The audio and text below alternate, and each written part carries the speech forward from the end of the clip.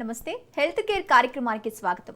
వర్షాకాలంలో పిల్లలకు జ్వరం, దగ్గు, గొంతు నొప్పితో బాధపడుతున్నారా? దీనికి ప్రధాన కారణం ఏమిటి? వర్షంలో తడవడం వల్లే జ్వరం వస్తుందా? లేక ఇది ఒక అపోహ మాత్రమేనా? వర్షాకాలంలో పిల్లలకు వాంతులు, విరోచనాలు ఎందుకు ఎక్కువగా వస్తాయి? వర్షాకాలంలో వైరల్ ఇన్ఫెక్షన్స్ రాకుండా తీసుకోవాల్సిన జాగ్రత్తలు ఏంటి? మెడికవర్ హాస్పిటల్స్ నుంచి consultant paediatrician intensivist doctor V Janardhana Reddy గారు మనతో పాటు స్టూడియోలో ఉన్నారు. వారిని అడిగి మరిన్ని వివరాలు తెలుసుకుందాం. అలాగే మీ సందేశాలకు స్క్రీన్ పైన స్క్రోల్ అవుతున్న నంబర్కి కాల్ చేసి మీ సమస్యలను నివృత్తి చేసుకోవచ్చు. సార్ నమస్కారం.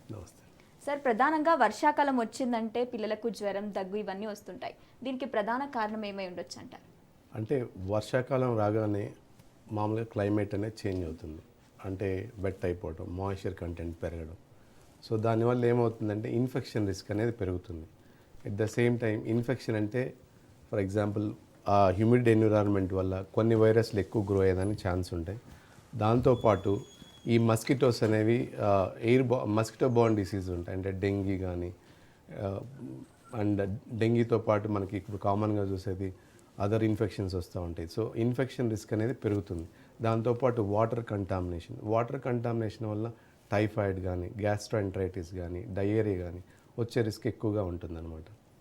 దాంతోపాటు సేమ్ టైం స్కూల్స్ అనేవి స్టార్ట్ అవ్వడం వల్ల ఆ స్కూల్ స్టార్ట్ అయినప్పుడు ఇన్ఫెక్షన్ అనేది ఒకరి నుంచి ఒకరు స్ప్రెడ్ అవుతూ ఉంటుంది. సో ఆ ఇన్ఫెక్షన్ రిస్క్ ఆటోమేటిక్గా పెరుగుతూ ఉంటుంది. సో అందువల్లే మనకి ఏంటంటే ఈ సీజన్ చేంజ్ అవ్వగానే ఎక్కువ మంది కిడ్స్ హాస్పిటల్ విజిట్ అవ్వడం లేదా హై గ్రేడ్ ఫీవర్తో బాధపడుతూ ఉంటారు. సార్, పిల్లలకు 3 రోజులు తర్వాత ఇంకెక్కువ జ్వరం అలాగే కొనసాగితే అది వైరల్ ఫీవర్ అనుకోవచ్చా? లేకపోతే ఇంకేదైనా దాన్ని నివారించడానికి ఎలాంటి జాగ్రత్తలు తీసుకోవాలి? ఫీవర్ని బట్టి మన అది వైరల్ ఫీవరా, బ్యాక్టీరియల్ ఇన్ఫెక్షన్ వచ్చిన ఫీవర్ అనేది మనం చెప్పడం కష్టం. జనరల్గా ఏంటంటే వైరల్ ఫీవర్ అనుకోండి, ఫస్ట్ 2 days బాగా హై గ్రేడ్ ఫీవర్, ఫ్రీక్వెంట్గా ఫీవర్ స్పైక్స్ రావడం అలా ఉంటుంది. Day 3, Day 4 కల్లా ఫీవర్ అనేది తగ్గుతుంది. అదే బ్యాక్టీరియల్ ఇన్ఫెక్షన్ అనుకోండి, బ్యాక్టీరియల్ ఇన్ఫెక్షన్ స్లోగా స్టార్ట్ అవుతుంది. First day, second day 1 or 2 spikes వస్తూ ఉంటాయి. సో నెమ్మదిగా Day 3, Day 4 వచ్చేసరికి ఫీవర్ ఇంటెన్సిటీ పెరుగుతుంది, ఫ్రీక్వెన్సీ పెరుగుతుంది, అండ్ కొంచెం బాబు సిక్ అయ్యేదానికి ఎక్కువ ఛాన్స్ ఉంటూ ఉంటుంది. సో అందువల్ల మనం ఫీవర్ డ్యూరేషన్ బట్టి వైరల్ బ్యాక్టీరియల్ అనేది చెప్పడం కష్టం. కాకపోతే ఫీవర్ లేనప్పుడు యాక్టివ్గా ఉండి ఫుడ్ బాగా తీసుకొని డల్నెస్ లేకుండా ఉంటే సో కంగారు పడాల్సిన అవసరం లేదు. సార్, ప్రధానంగా వర్షాకాలంలో పిల్లలకు వాంతులు, విరోచనాలు వస్తుంటాయి. అసలు ఎందుకు వస్తుంటాయి ఇవి? వర్షాకాలంలో ఏంటంటే మెయిన్ ఒకటి క్లైమేట్ చేంజ్, కొన్ని వైరస్లు ఎక్కువ హ్యూమిడ్ కండిషన్స్లో వైరస్లు కొన్ని ఎక్కువ గ్రో అవ్వడం, దానివల్ల ఏంటంటే అది మనం ఈ ఒకరి నుంచి ఒకరికి స్ప్రెడ్ అవ్వడం కానీ, లేదంటే మనకి వాటర్ కంటామినేషన్ జరగడం, ఫుడ్ కంటామినేషన్ జరగడం వల్ల కూడా ఈ వైరస్ ఇన్ఫెక్షన్ లేదా బ్యాక్టీరియల్ ఇన్ఫెక్షన్ రిస్క్ అనేది పెరుగుతూ ఉంటుంది. దీంతోపాటు ఏమవుతుందంటే ఈ డయేరియా, వామిటింగ్ రావడానికి మెయిన్ రీజన్స్ ఏంటంటే ఫుడ్ కంటామినేషన్తో పాటు ఈ బ్యాక్టీరియా వైరస్ అనేది ఓవర్ గ్రో అవుతూ ఉంటుంది. సో దానివల్ల రిస్క్ అనేది పెరుగుతూ ఉంటుంది. సార్, ఇప్పుడు స్కూల్ నుంచి పిల్లలు రాగానే ఎక్కువ జ్వరము, దగ్గు ఇవన్నీ ఎక్కువగా ఉంటాయి. పేరెంట్స్ వాటి విషయంలో ఎలాంటి జాగ్రత్తలు తీసుకోవాలి? మామూలుగా ఏంటంటే కిడ్స్కి ఇమ్యూన్ సిస్టమ్ అనేది డెవలప్ అవుతూ ఉంటుంది. సో వాళ్ళు ఏంటంటే ఇప్పుడిప్పుడే ఇన్ఫెక్షన్కి ఎక్స్పోజ్ అవుతూ ఉంటారు, అన్ని రకాల వైరస్ ఇన్ఫెక్షన్స్కి. సో మనమేంటంటే పెద్దవాళ్ళం, మనకేంటంటే వైరస్ ఇన్ఫెక్షన్స్ లేదా బ్యాక్టీరియల్ ఇన్ఫెక్షన్స్ అన్నీ వచ్చుంటాయి కాబట్టి మనకి ఇమ్యూనిటీ అనేది డెవలప్ అయి ఉంటుంది. సో మనకి సేమ్ వైరస్ వల్ల ఇన్ఫెక్షన్ వచ్చినా కాఫ్, కోల్డ్ కానీ ఫీవర్ ఇంటెన్సిటీ కానీ అంత ఉండదు. అదే పిల్లలకు వచ్చేసరికి సో ఇప్పుడిప్పుడు ఎక్స్పోజ్ అవుతుంటారు కాబట్టి చిన్న ఇన్ఫెక్షన్కి కూడా హై గ్రేడ్ ఫీవర్ రావడం, తర్వాత ఫాస్ట్ బ్రీతింగ్ రావడం, లేదా సిమ్టమ్స్ ఎక్కువ సివియారిటీ ఉండడం, ఇట్లాంటి ఇబ్బంది అనేది ఉంటూ ఉంటుంది. మీరు అన్నట్టు స్కూల్స్కి వెళ్ళినప్పుడు ఎందుకు ఎక్కువ వస్తుందంటే, ఒకటి స్కూల్ ఎంగేజ్లో వెళ్తారు అందరూ, డే కేర్కి వెళ్ళేవాళ్ళు కానీ, ప్లే స్కూల్కి వెళ్ళేవాళ్ళు కానీ, లేదంటే స్కూల్స్లో వీళ్ళంతా యంగ్ కిడ్స్. సో ఇప్పుడిప్పుడే ఇన్ఫెక్షన్స్కి ఎక్స్పోజ్ అవుతూ ఉంటారు. రెండోది ఏంటంటే అక్కడ ఎన్విరాన్మెంట్ అంతా హై డెన్సిటీ ఎన్విరాన్మెంట్, అంటే ఇన్ఫెక్షన్ అనేది ఒకరి నుంచి ఒకరు స్ప్రెడ్ అయ్యేదానికి ఎక్కువ ఛాన్స్ ఉంటుంది. ఎలా అంటే సో క్లోజ్డ్ స్పేస్ కానీ, క్రాస్ వెంటిలేషన్ లేకపోవడం.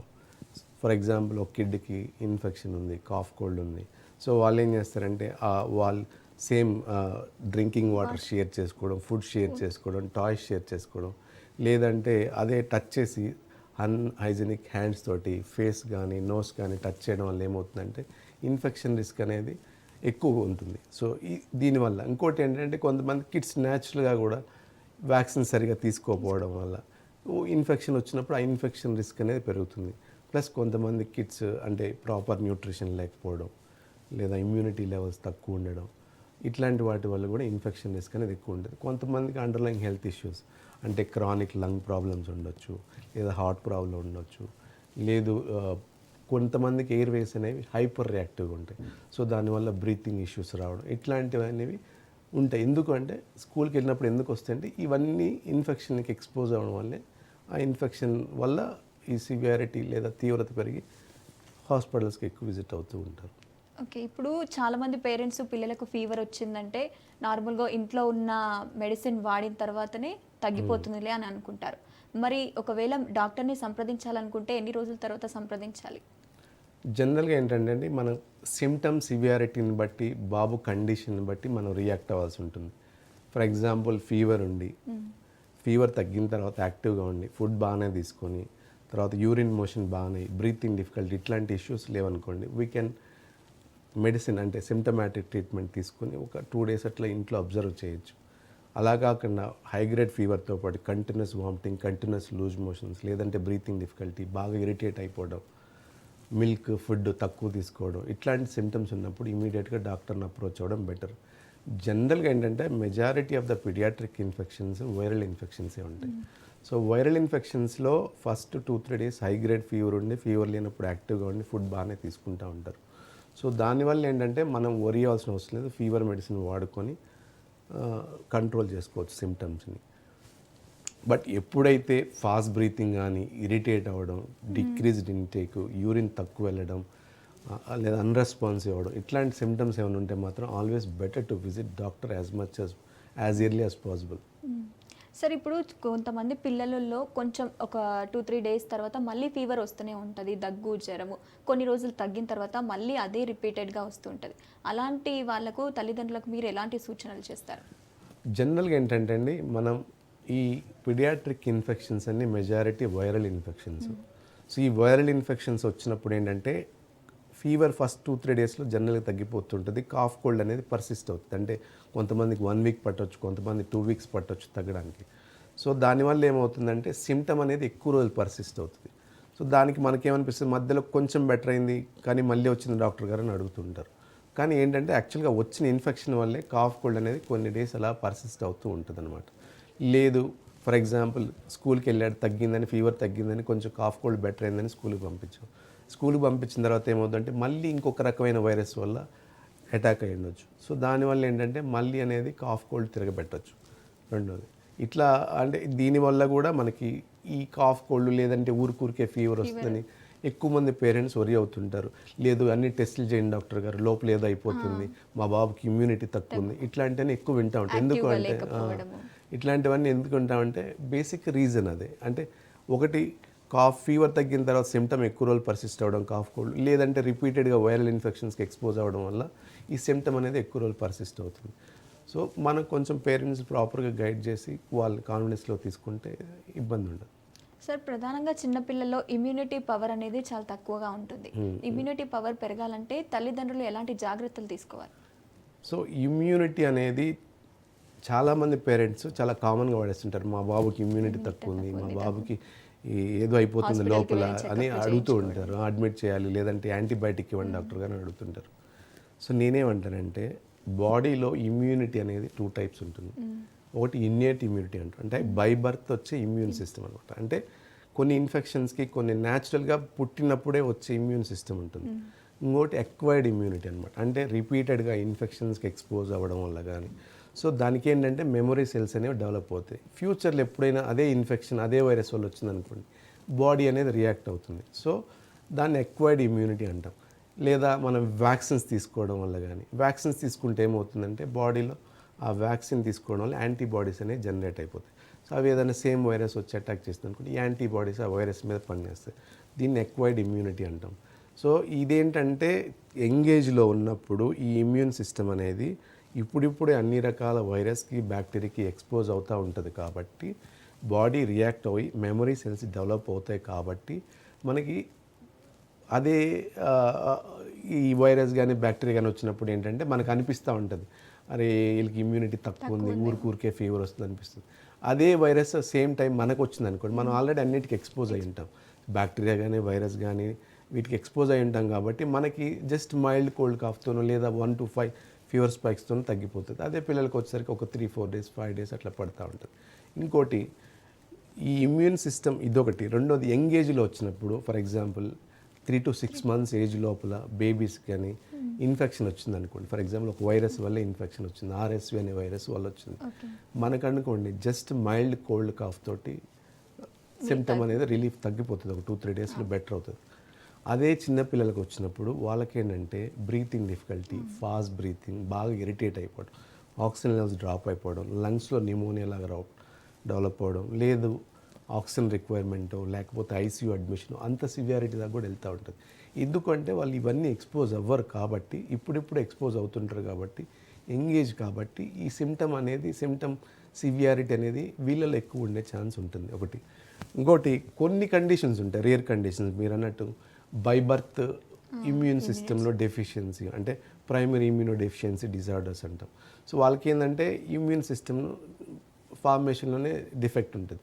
సో దానివల్ల ఏంటంటే కొంచెం ఇన్ఫెక్షన్స్ మీరు అన్నట్టు హై గ్రేడ్ ఫీవర్స్ రావడం, లేకపోతే ఇన్ఫెక్షన్ మార్కర్ బాగా పెరిగిపోవడం, డల్ అయిపోవడం, IV యాంటీబయాటిక్ ప్రతిసారి IV అడ్మిషన్ అవసరం పడి ఇట్లాంటివి ఉంటాయి అన్నమాట. సో అది చాలా రేర్ కండిషన్, చాలా కామన్. కానీ పేరెంట్స్ ఏంటంటే చాలా కామన్గా పడుతూ ఉంటారు. ఇంకోటి ఏం చేయొచ్చు అంటే మన బాడీ ఇమ్యూన్ సిస్టమ్ని, ఇమ్యూనిటీని పెంచడానికి మనకిప్పుడు ఒక నేషనల్ వ్యాక్సినేషన్ షెడ్యూల్ ఉంది, IAP కానీ గవర్నమెంట్ ప్రిస్క్రైబ్. సో దానివల్ల ఏమవుతుందంటే వ్యాక్సిన్స్ టైం టు టైం తీసుకోవడం వల్ల ఇన్ఫెక్షన్కి అనేది మన రిస్క్ తగ్గుతూ ఉంటుంది. సో చాలా ఇన్ఫెక్షన్స్కి మనకి ఇప్పుడు వ్యాక్సిన్స్ అవైలబిలిటీ ఉంది. సో మనం వ్యాక్సిన్స్ తీసుకుంటే ఇమ్యూన్ సిస్టమ్స్ పెంచుకోవచ్చు. At the same time proper nutrition తీసుకోవడం, తర్వాత అంటే విటమిన్ డెఫిషియన్సీ లేకుండా, మినరల్ డెఫిషియన్సీ లేకుండా, ప్రోటీన్ డైట్, హెల్తీ డైట్ తీసుకోవడం, బ్యాలెన్స్ డైట్ తీసుకోవడం వల్ల ఏంటంటే ఇమ్యూనిటీ అనేది ఆటోమేటిక్గా పెరుగుతుంది. అందువల్లే పేరెంట్స్ చాలామంది ఈ క్వశ్చన్ అడుగుతూ ఉంటారు, అంటే ఇమ్యూనిటీ లేదు, అడ్మిట్ చేయాలా, లేకపోతే మా బాబుకి లోపలేదో అయిపోతుందని అడుగుతుంటారు. So we have to explain them. Okay sir, కొంతమంది పిల్లల్లో నైట్ జ్వరం వస్తుంది, ఒకవేళ బ్రీతింగ్ ప్రాబ్లం అవుతూ ఉంటుంది, దగ్గు వస్తుంది, మళ్ళీ మార్నింగ్ అయ్యేసరికి నార్మల్గా చాలా యాక్టివ్గా ఉంటారు.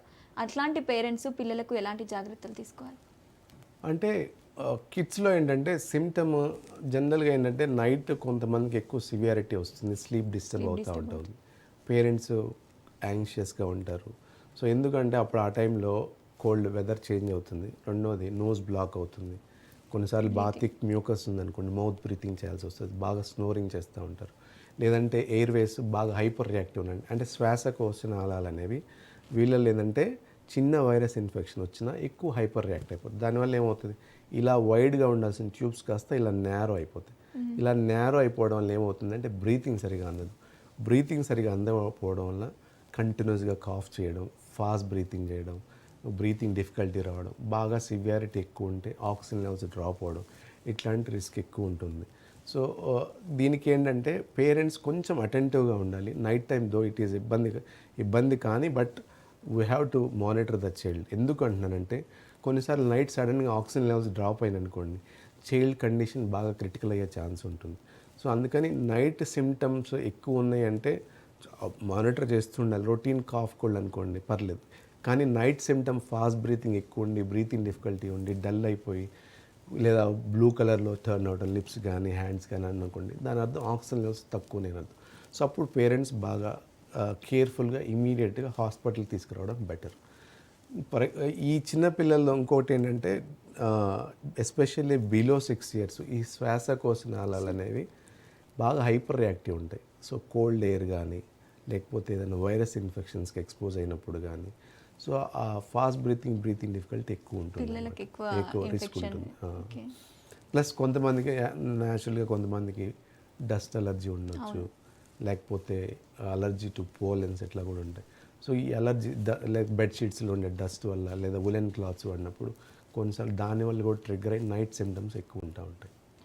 ఇప్పుడు చాలా వరకు చల్లటి పదార్థాలు ఐస్ క్రీమే కానీ కూల్ డ్రింక్సే కానీ పిల్లలకు ఇవ్వడం వల్లనే కొన్ని ఆరోగ్య సమస్యలు వస్తాయని పేరెంట్స్ అనుకుంటారు. ఇది ఒక అపోహ మాత్రమేనా? ఇది ఎంతవరకు నిజం సార్?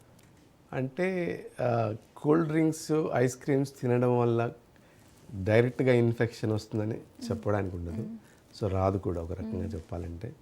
కాకపోతే ఏమవుతుందంటే కూల్ డ్రింక్స్ కానీ ఐస్ క్రీమ్స్ కానీ ఎక్కువ తిన్నప్పుడు ఏంటంటే సో కొంచెం షుగర్ కంటెంట్ ఎక్కువ ఉంటుంది కదా, ఇమ్యూన్ సిస్టమ్ అనేది కొంచెం వీకెన్ అవుతుంది. రెండో థ్రోట్ ఇరిటేషన్ అనేది పెరుగుతూ ఉంటుంది. ఫర్ ఎగ్జాంపుల్ మీరు ఆస్తమా ఉన్న పేషెంట్ కోల్డ్ వెదర్కి వెళ్ళండి, లేదా బాగా అలర్జీకి ఎక్స్పోజ్ అయినా కానీ బ్రీతింగ్ డిఫికల్టీ పెరుగుతూ ఉంటుంది.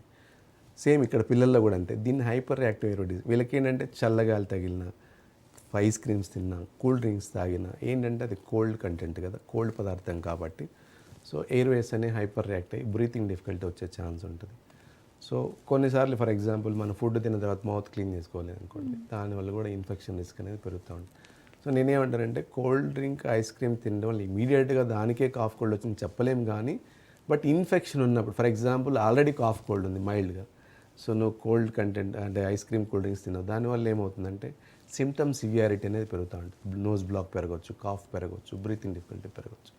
సో చూస్తూ ఉండాలి. ఇప్పుడు పిల్లల్లో ఇన్ఫెక్షన్ రాకుండా ఉండాలంటే కొన్ని అలవాట్లను దూరంగా పెట్టుకోవాలని అంటారు. అట్లా ఏవేవి దూరంగా ఉంటే పిల్లలకి ఇన్ఫెక్షన్ సోకకుండా ఉండే అవకాశం ఉంది? అంటే ఒకటండి, కిడ్స్కి అంటే వాళ్ళు ప్రికాషన్స్ తీసుకోవడం, లేదా పేరెంట్స్ లేదా స్కూల్ ప్రికాషన్స్ ఇవన్నీ ఇంపార్టెంట్.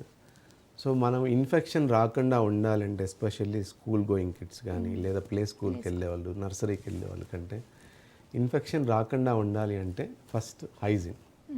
సో హైజీన్ అనేది మనం ప్రాపర్గా మెయింటైన్ చేయాలి.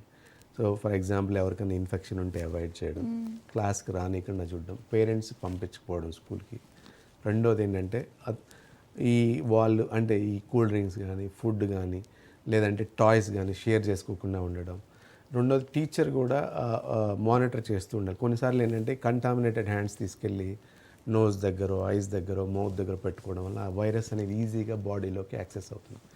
సో దానివల్ల ఇన్ఫెక్షన్ అనేది పెరుగుతూ ఉంటుంది. సో మనం safe hygienic hand hygiene precautions తీసుకోవాలి. రెండోది వాటర్ కంటామినేట్ అవ్వకుండా చూసుకోవడం, ఫుడ్ కంటామినేట్ అవ్వకుండా చూసుకోవడం.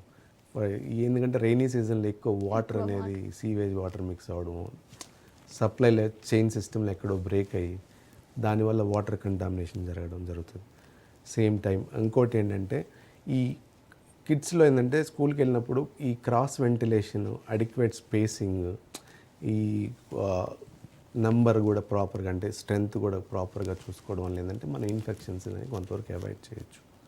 వ్యాక్సిన్స్, సో రెగ్యులర్గా మనకు ప్రిస్క్రైబ్డ్ వ్యాక్సిన్స్ ఉంటాయి, అవి తీసుకోండి. ఫర్ ఎగ్జాంపుల్ ఫ్లూ వ్యాక్సిన్ తీసుకున్నామండి.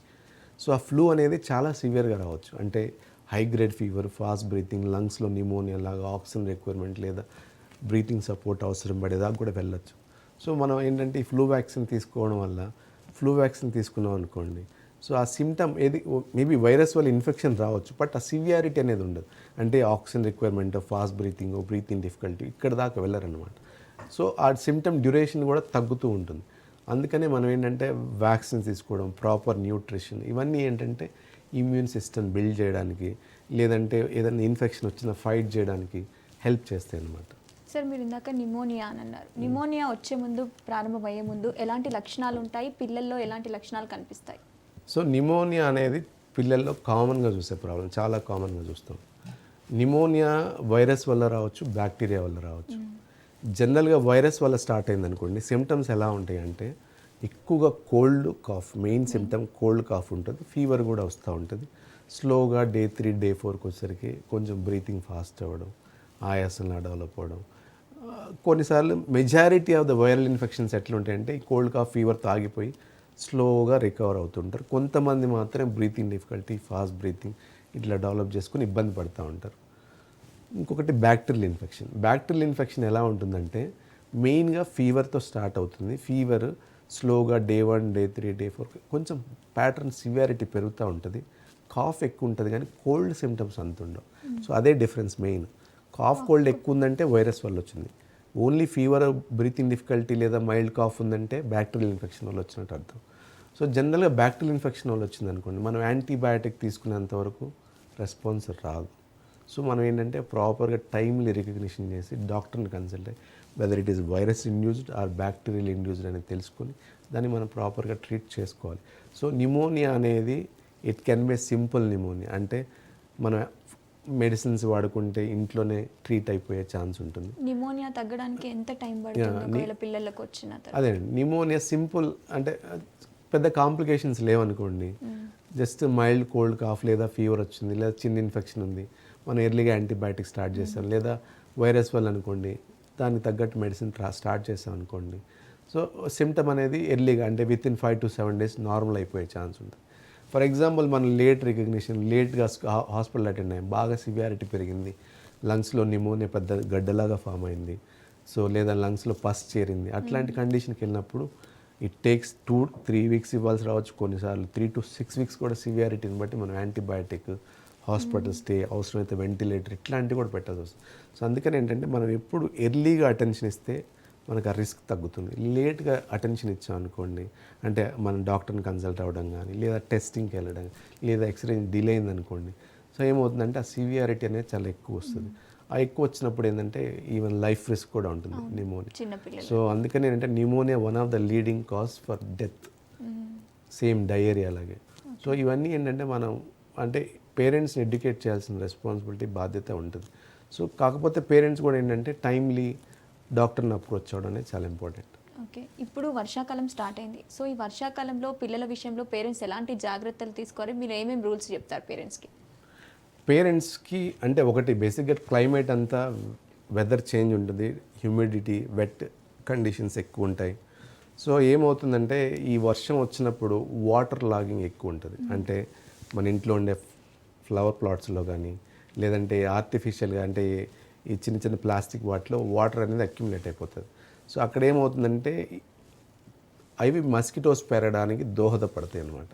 సో ఈ మస్కిటోస్ వల్ల ఏమవుతుంది, డెంగ్యూ వస్తుంది, మలేరియా వస్తుంది, లేదంటే చికెన్ గున్యా లాంటి ఫీవర్స్ వస్తాయి. సో మస్కిటోస్ మనం బ్రీడింగ్ని అవాయిడ్ చేయాలి అంటే వాటర్ లాగింగ్ ఏరియాస్ ఏవైతే మన ఇంట్లో ఉన్నాయో కంపల్సరీ అవాయిడ్ చేయడం.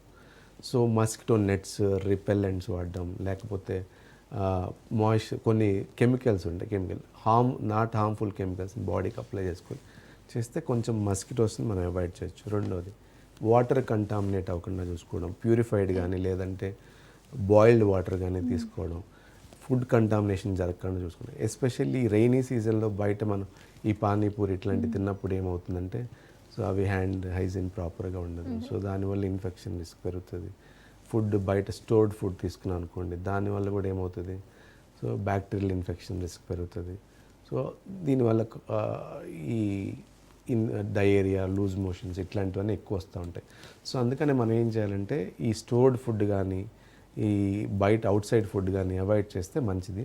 At the same time hand hygiene మనం అనుకున్నట్టు శానిటేషన్తో పాటు వాటర్తో పాటు ఇంకోటి ఏంటంటే ఎవరికైనా ఇన్ఫెక్షన్ ఉందనుకోండి ఇంట్లో, వాళ్ళని అవాయిడ్ చేయడం, మిగతా కిడ్స్ నుంచి దూరంగా పెట్టడం.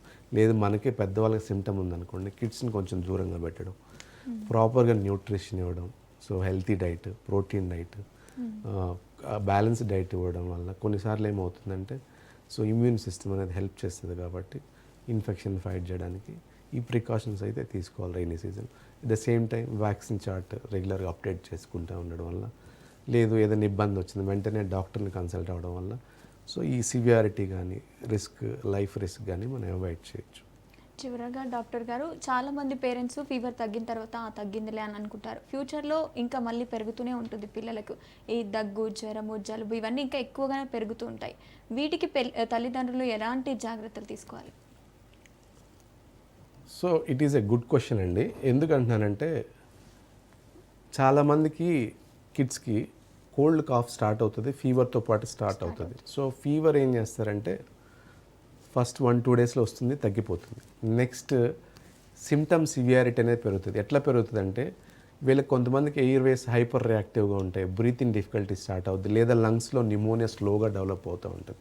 సో దానివల్ల బ్రీతింగ్ డిఫికల్టీ, ఆక్సిజన్ రిక్వైర్మెంట్ పెరగడం, డల్ అయిపోవడం, ఏం తీసుకోకపోవడం ఇట్లాంటి సిమ్టమ్స్ అన్నీ ఉంటాయి. కాబట్టి పేరెంట్స్ ఎప్పుడు ఫీవర్ తగ్గిపోతేనే నార్మల్ అయిపోయాడు అనుకోవద్దు.